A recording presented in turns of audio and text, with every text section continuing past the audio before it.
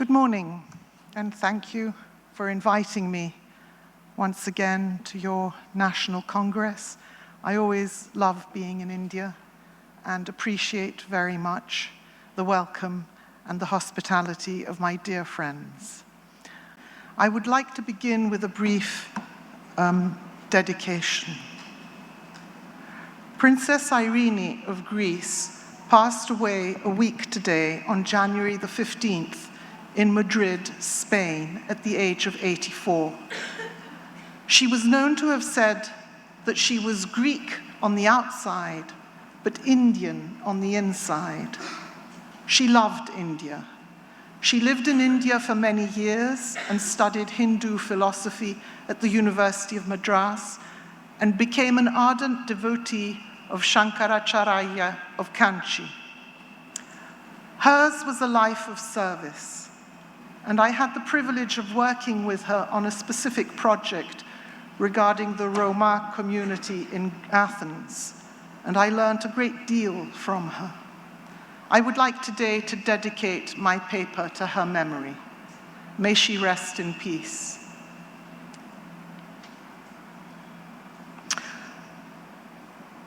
One of my very favorite light-hearted authors, who frequently travels with me on long-haul flights and who uses the English language in a masterly and most amusing way, is Alexander McCall Smith. It was whilst reading one of his recent novels, The Conditions of Unconditional Love, that I came across the following statement.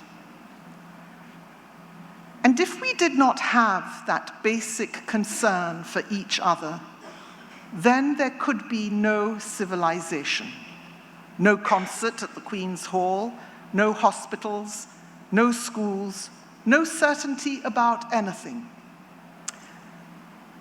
This got me thinking, and I would like to thank you for giving me the opportunity of sharing with you today the thoughts and connections that these few words triggered in me and have been badgering me since the summer of 2025.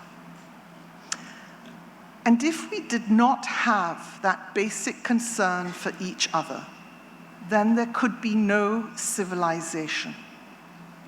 We talk of civilizations and think of monuments, ideas, feats, and great discoveries.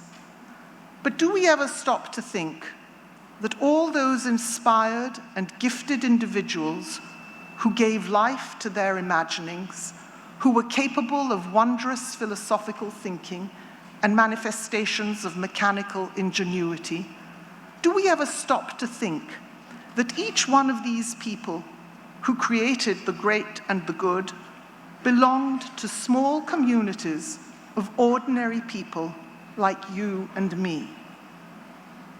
We talk of great civilizations, but rarely do we give any thought to the small communities to which these individuals belonged, the communities of bricklayers, stone cutters, mathematicians, and so on and so forth. Each one of us belongs to a community which is finely tuned to reflect and respond to the needs and aspirations of those who have something in common. We have communities in urban settings, rural settings, even communities of a virtual nature. We have religious communities, cultural communities, and we all acknowledge the significance of school communities. All these communities have to be built. For a community does not just emerge, it is constructed, it is formed, it is a living organism. And like all living organisms, if it lacks the right nourishment, it flounders and slowly dies. A community thrives on human relationships and interactions, on effective communication and knowledge of who belongs in it and who does not. It consists of psychological components, ethical and geographical elements, allowing for intentional actions that foster connections and mutual support. A community consists of individuals who share a common history, who have experienced similar events, and who envisage a common future. It provides a safe place, offering emotional security and support to all the diverse individuals who are equally accepted, listened to, heard, and valued. There needs to be a strong connection between all members of a community, a connection that is felt and acted upon with the prevalent values, norms, resources, even language, all of which are shared. This is what generates a cohesive group. The commitment that each individual feels towards one another is reflected in the desire that each individual has to contribute and participate. In this way, all needs are met and fulfilled, resulting in constant personal and communal growth. A community is not a group which one joins for a specific reason, pays a subscription, and then when the fancy takes, opts out. A community offers a far more profound sense of belonging, based on trust and concern, where members invest in one another's lives and well-being. For in our deep unconscious, we know that the well-being of one necessitates the well-being of all.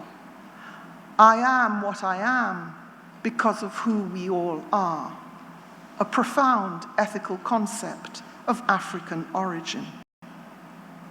A community fosters all those noble sentiments which Dr. Montessori describes when talking about the social development of children. Feelings which we have found expressed in the youngest of children, feelings of compassion, forgiveness, love and affection for the other, showing interest and concern for the good of the whole. There is among children an evident sense of community. This rests on the noblest feelings and creates unity in the group. Through all our countless communities, we form a web of relationships which ultimately connects all humanity. This is the work of community. A community gives us a sense of who we are. It is what forms us. In Montessori terms, it is the stuff that the absorbent mind thrives on. We would not exist if there was no community, for it is that which gives us a sense of self, and at the same time, it gives us a sense of the other. It is community which enables me to become and to belong. This is how I begin to learn about myself, and where I gain a sense of how to interact within the social setting. This is where I acquire an identity, and my life begins to take on meaning, precisely because of my communion with others. This sense of community is built in us gradually, depending on our capacity to grapple and incorporate into our being this ever-growing network of connections. It begins from the rhythm I feel in the heartbeat and the love I see in the eyes of the woman who bore me. My self-image springs from the emotion and response that I evoke in those eyes.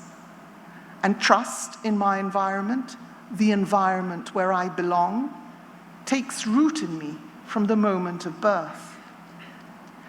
This sense of what is my community lies in the safety I feel when held gently in the strong arms of my primary caregiver, who conveys to me so clearly that I exist and I too belong. The constant physical and psychological detachment that occurs throughout development, the successive stages of independence that Montessori refers to, establishes who I am, whilst at the same time, other people's attitudes to me are unconsciously internalized and thereby form the kernel around which I am built. It is evident, therefore, that the self cannot exist independently of a social group. The personal and the social need to coexist. I quote Irving Goffman, a contemporary sociologist. What the individual is for himself is not something that he invented. It is what his significant others have come to treat him as being. So self-awareness and consciousness emerge from our social interactions. From very early on, we learn to register, unconsciously at first, how other people respond to us. And so we come to see that others play a significant role in how we view ourselves. It is as if we're looking into a mirror and we see ourselves reflected in the reaction of others. Therefore, an understanding and ability to interpret how others see me is crucial in developing the self. As Montessorians, we talk a lot about developing the ability of seeing how our presence affects others, what reactions we provoke, particularly in the children in our care. It is a skill we need to develop if we are to become increasingly invisible as practitioners. It is a sensitivity that must be enhanced if we are to become more conscious of who we are. In our case, our mirror is the child. But it is interesting to know that children come to acquire this skill of reading others' responses very early on. George Herbert Mead, a contemporary of Montessori and close collaborator of John Dewey, associated with the University of Chicago, is of interest to us because his theories regarding the interplay between the group and the individual still hold ground in the field of social psychology. Even though from what we know he never collaborated with Dr. Montessori, I find that his theory neatly clicks into our view of child development and the importance we also give to this interplay between the social self and the self. Interestingly enough, Mead believed that only certain people can influence our perception of self. Their influence varies according to the stage of development we find ourselves in. He believed, for instance, and this might come as a surprise, that very young infants are not influenced by others in any way.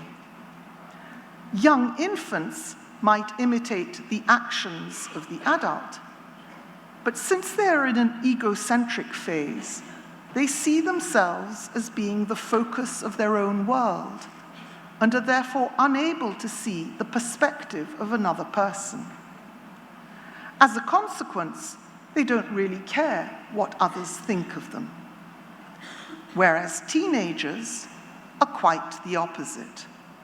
It is how they are perceived by others that it is of the utmost importance to them. And as we grow older, it is often the attitude of the other that serves as an effective control as to how we decide to act. What will people say? I believe is something that has held us all back at some point in our development, complying to conventional thought. It is inevitable that as we become more able to take on the perspective of others, our sense of self grows, and other people's perception of how we are assumes greater importance. Mead outlines this process in 3 clear stages. First, there is the preparatory stage, roughly from birth to 2 years of age, where children interact with others through imitation without understanding the other. They imitate the actions. When an adult is working, children want to do likewise. They want to cook when the other is cooking, or help wash the car, or sweep. They're interested in imitating the actions and using the utensils, nothing more. Then comes the play stage, what Dr. Montessori calls the golden age of play, where children become more aware of the importance of social relationships, and they begin to role play, pretending to be mummies and daddies, doctors and nurses, etc., etc. Children are now able to look at roles from the perspective of others. Empathy for the other is beginning to emerge. Children no longer just mimic actions, rather they begin to create social interactions. And finally, we have the game stage from 7 onwards, where children's understanding of social interactions become even more developed, and they are better able to understand their own role in relation to others. We see this clearly as their games become more organized, and each participant assumes a different role. It is through organized games, so important at this stage, that children learn together with their peers how all these roles begin to interact. In other words, children become aware of a broader social perspective, and they see that it is possible for someone to have multiple roles in their daily life, that one person can be both teacher and mother. And so with time, children come to appreciate that other people must have opinions about them, and so they begin to be influenced by these perceptions.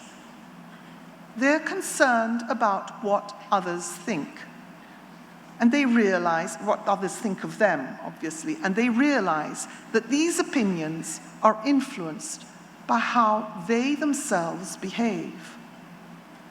But Mead tells us that they don't really care about the perception of everyone they come across. They are mainly focused on the perceptions of those with whom they have a significant relationship.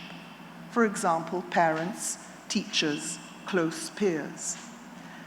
This makes perfect sense, because if we were susceptible to what any Tom, Dick, and Harry thinks about us, we would lose every idea of who we are. So we come face to face with 2 parts of ourselves.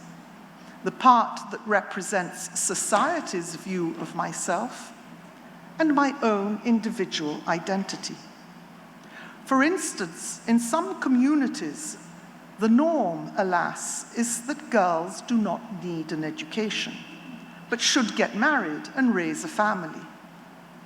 However, because of my ability to think, judge, decide, and choose, I act differently and do not follow the conventions, what convention expects of me. My individual identity steps in and enables me to respond in my own personal way to what society expects and wants me to do. It seems that these 2 parts of me, the social self and the self, are conflicting. However, according to Mead, who we really are, our actual self, is precisely the result of the balance between the social self and the self. And by self, Mead refers to that part of me that thinks about what society stipulates and means. Being able to balance these 2 aspects is what enables us to live in community. By a sense of self, I come to learn how to navigate social situations.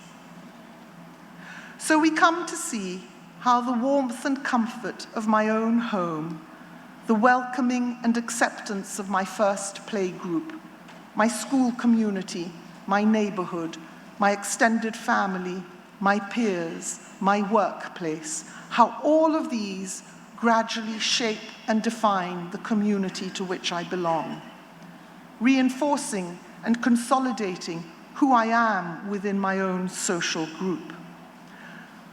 With time, I begin to understand and appreciate this community, for at every stage I experience that thrilling sensation of realizing that I am standing alone, independent, my own little person, but always in the midst of others who are there to guide me at times and to hopefully pick me up should I fall.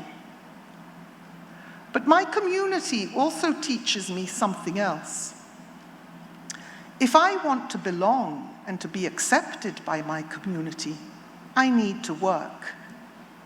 And my work must contribute something positive that will enhance and enrich the lives of all. I cannot just sit in my community. Parasites are not welcomed. They are cut out and pushed towards the periphery. For if there is one unspoken rule in any community, it is that one has to contribute. One has to work. And this work has to be of benefit to all. It is through his work alone that man can express himself, become social, and create society. Let us not forget, since I'm speaking to an audience of Montessorians, that work is one of man's fundamental instincts. The significance of work is paramount, not only for our own personal well-being, but also for the well-being and health of the group to which we belong. All the shared values, norms, traditions, and beliefs which characterize each particular community become visible, tangible through work and our consequent interactions with others. We can no longer turn away from the reality that each one of us lives thanks to the life of another, and that each one contributes to the life of all. A doctor does not study medicine in order to treat himself. A carpenter does not make chairs so that he may be the one to sit on them, as Dr. Montessori points out. The butcher, the baker, the candlestick maker, all work for one another. The baker may think that he is baking bread for his own pleasure, since he so enjoys baking and eating it. But in effect, he is feeding us all. So even though my work may give the impression that I am working for myself, I am in fact serving many others. I may not be conscious of this, and most times people are not. But thank God, we are led by our unconscious. And the truth of the story is that I work for the good of others and I benefit from the labor of others. This interdependency is an unconscious service that man performs, a service that we need to become conscious of so that our work, however mundane, may assume greater value. For all work is worthy when looked at through the prism of interdependency. If we just consider work in terms of external benefits and gains that it may bring us, then it follows that the driving force behind our work is a desire for the acquisition of more power and more possessions.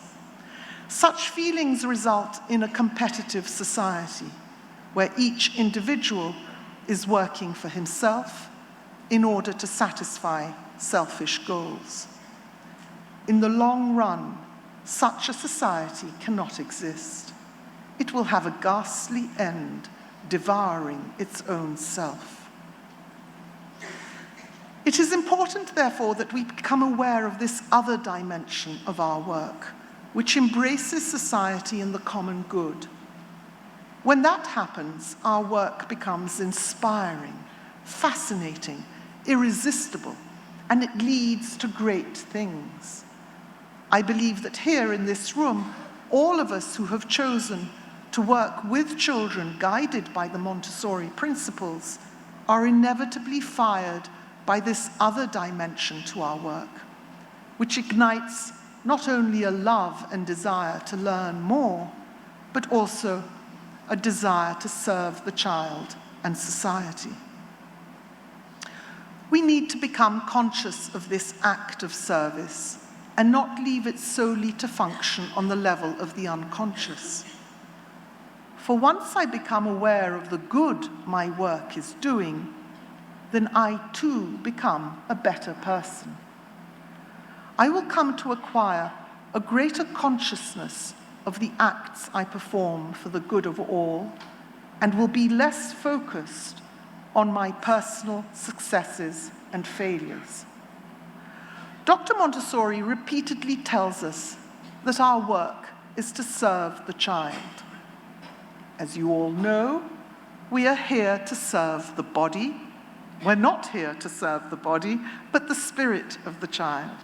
And so we learn to serve by offering the child not what he wants in order to satisfy a whim, but what he needs in order to develop.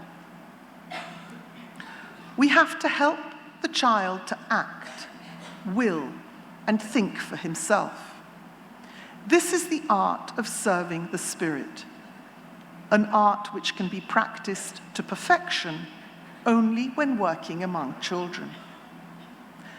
The art of serving the spirit, Montessori says, and she goes on to compare it to the art of a trained butler serving his master. This butler keeps his master's dressing table tidy, puts the brushes in place, but he does not tell his master when to use his brushes. He serves his meals, but does not oblige his master to eat. Having served everything nicely, without a word, he discreetly disappears. So, we are butlers, special servants with a service-oriented attitude who know how to prepare, when to help, and when to withdraw with discretion. We aspire to serve the spirits of those children. But what are these spirits that we are serving? I often ask myself this question. My students often ask me. I am sure you too have asked yourselves. Thomas More, in his book Care of the Soul, says quite simply that we all know what we mean, but it is difficult to specify exactly what that meaning is. Dr. Montessori gives a great deal of importance to this spiritual aspect of man, for she says it is something that pervades our lives. It is an ethereal substance that envelops the entire planet. The whole man, Montessori says, in The Absorbent Mind, develops within a kind of spiritual halo. So, it begs the question, I'm afraid, what are halos made of? Webster's American Dictionary explains the spirit as being breath, an animating or vital principle which gives life to physical organisms. The breath of life reminds us perhaps of the Sanskrit word prana, meaning life force, Indra being the lord of prana, which refers to a cosmic energy, and serves to connect the elements of the universe.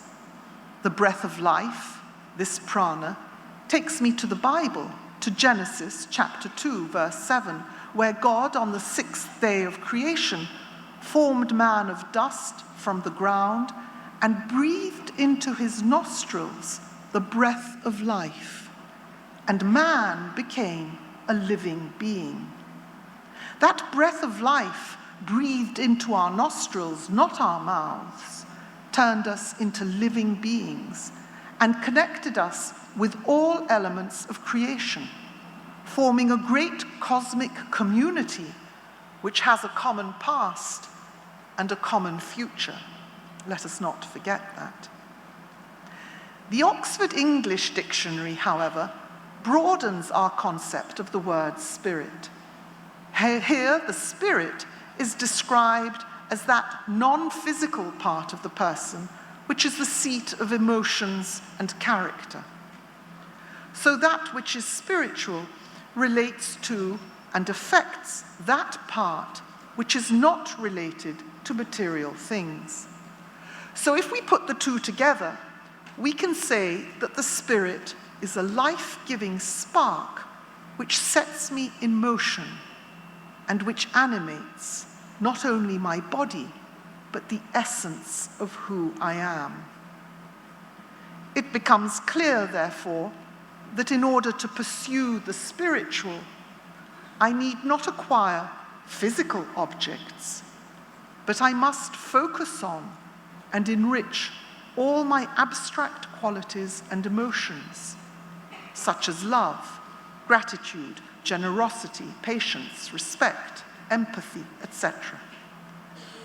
And whereas on the physical plane, my acquisitions may happily sit in the bank or in a jewelry box, and by doing nothing, they increase in value. On the spiritual plane, however, my acquisitions have to be used, exercised, applied, and shared with others, because if not, they will wither and die. These qualities come alive only when applied to another living organism. They exist in order to bring us into relationship with another. For of what use is kindness if it is not expressed in relation to another? In exercising these qualities, my life acquires value and meaning. They become the values which determine my life and determine the quality of my interaction with others. They become my inner moral compass, the driving force of my existence that guide me towards perfection and that which is whole. And so it is with work. One of the loveliest moments in our children's houses is when we see our little ones finally arriving at mastering a skill which they have been practicing intently for some time. Suddenly, they see the world differently. It is as if their whole life has changed. They search to see where they can apply this newfound knowledge. They're eager to serve, to offer, to help, to do anything which will allow them to practice the ability they have just acquired. And in so doing, at the same time, they're exercising all those spiritual treasures that we have referred to. They are no longer working for themselves, but for the other, for their little community to which they're beginning to contribute. They begin to see how all work is interrelated, and without knowing it, their own work assumes a fragile altruism. It becomes the vehicle by which all spiritual qualities can be expressed in a concrete manner. Unbeknownst to them, their work, if not misguided by the adult, is taking on the panoply of service. Spirituality is a great driving force residing in the unconscious, but which manifests itself on a conscious level by the way we live our lives, in the values we exercise and the qualities we cultivate in our work in order to relate to others. There is something very abstract and yet very concrete about spirituality. On the one hand, it is that breath of life which propels me towards perfection and unites me with the whole of creation.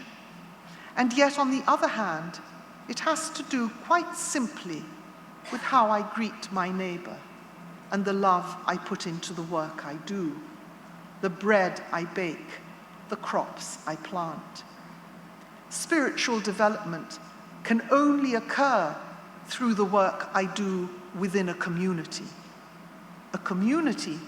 which then inevitably becomes a spiritual entity. We know that work ignites interest, and we know that work which has a clearly discernible aim is the best medicine for the soul. So all our activities in the Children's House could in fact be renamed activities of a spiritual life. For that is what they are. In The Absorbent Mind, Maria Montessori alludes to just that. One could say that having found the ascending path of self-perfection, the children are now performing spiritual exercises. Every day, we as teachers see spirits, so many of them, gently coming alive. We see an awakening, a sudden awareness and curiosity for the environment, courteous interactions, sincere expressions of kindness and love, a yearning for silence and solitude, a love of work, a natural grace, discipline of self, acts of generosity, joy, concentration, and so much more.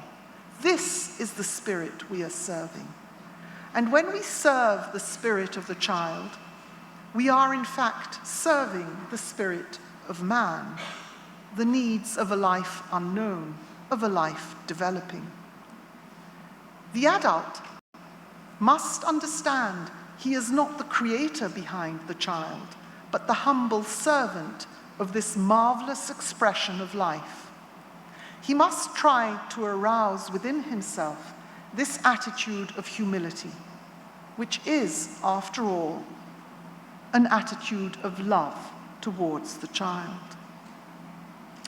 So our humble service is in fact an expression of love, but a love that is used with discernment, not a love that simply obeys a sentimental impulse, which arises, as we say, from the goodness of my heart.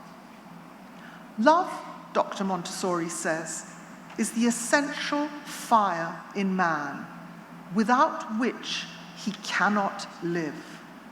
We see it at work within the children who are propelled from the moment of birth towards the environment which they devour as if they were in love. This insatiable love that the child has for the adult, for the environment, and for all creation is far too great a sentiment to be contained on a tea towel or a rock song or even in a red rose.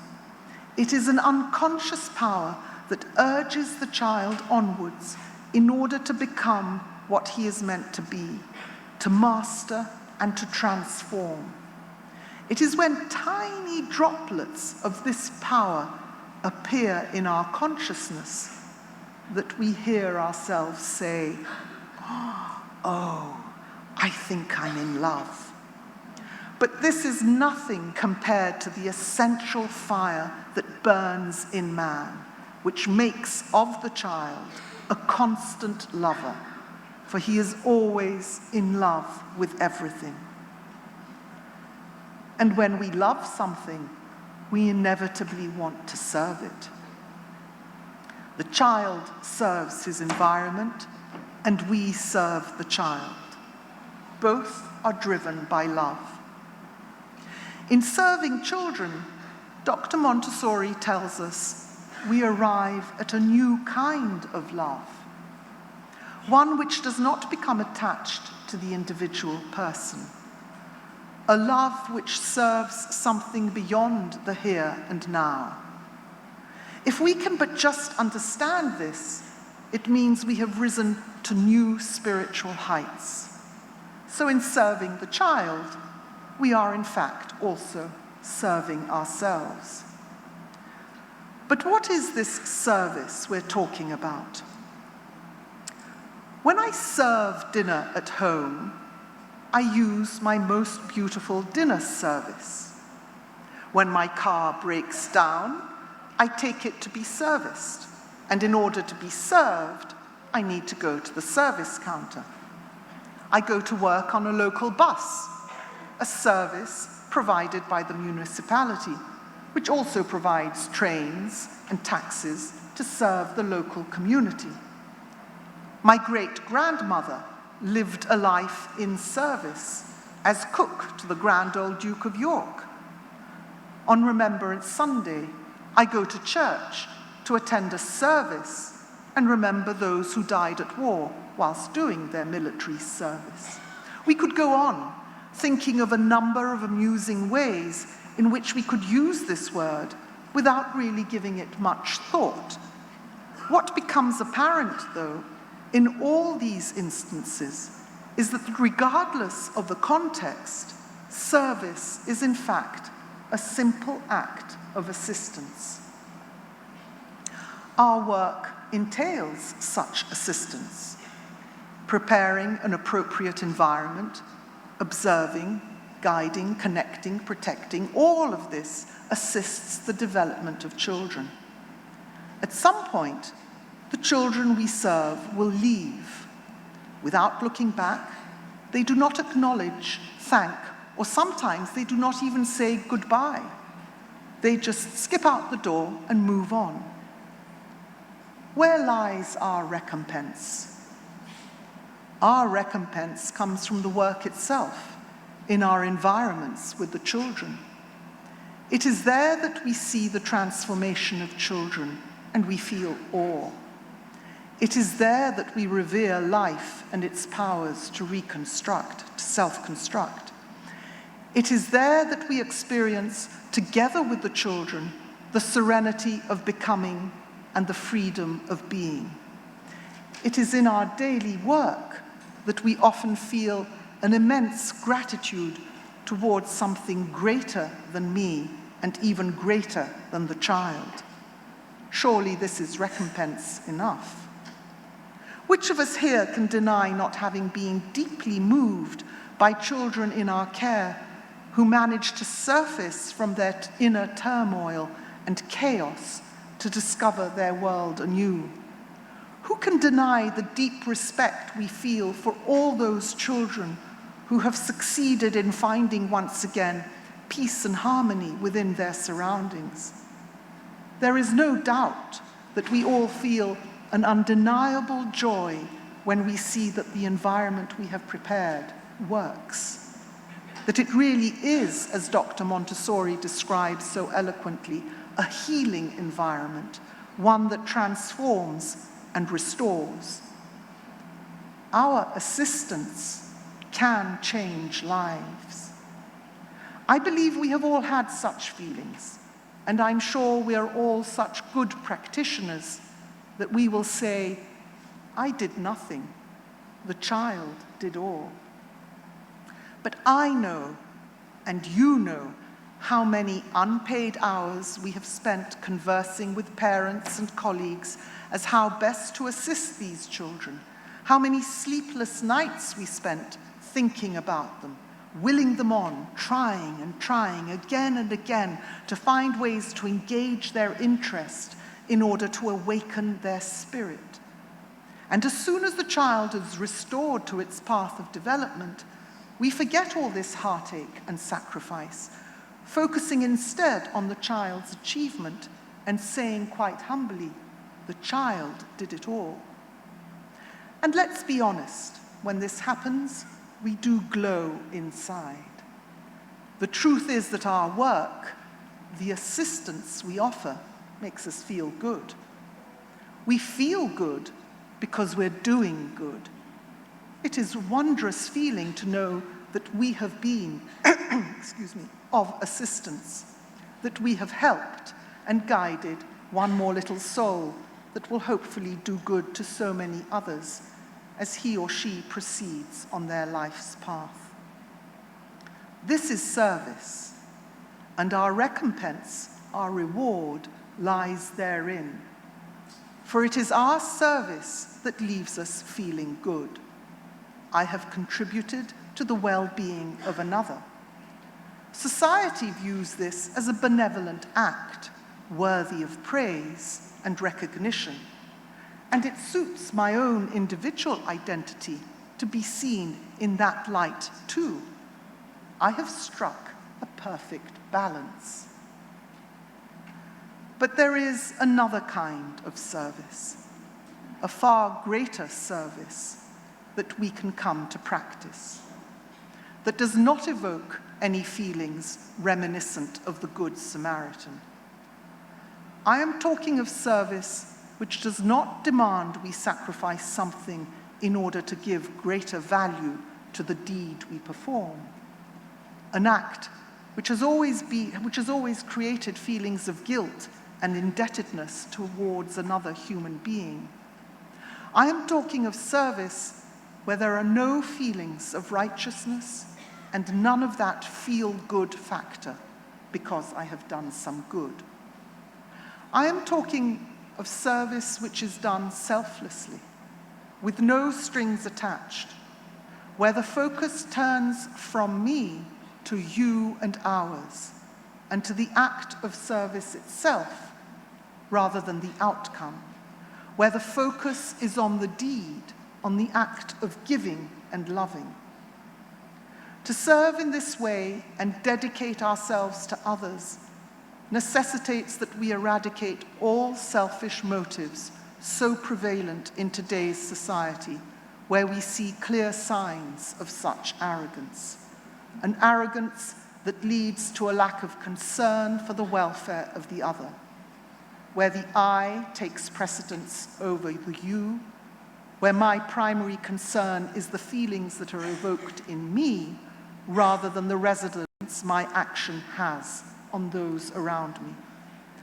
This is the flip side of service, indifference and lack of empathy or concern for anyone other than myself.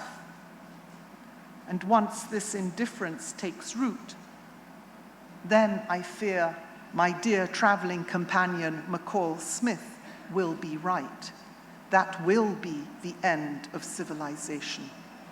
For when I arrive at the point of not caring for the other, I lose my moral compass, and in so doing, I have lost any sense of self. In order to arrive at a point of total detachment from feelings and goals and aspirations, it is necessary that I choose to consciously diminish that part of myself which is constantly seeking recognition, acknowledgement, and validation. By diminishing my ego, I am enabling the essence of who I am, the self, to expand and to no longer identify solely with my community, which now appears confining and limited. This amplified self is now able to identify with the entire cosmos and is ready to serve both nature and man, and in so doing is in fact serving the Creator.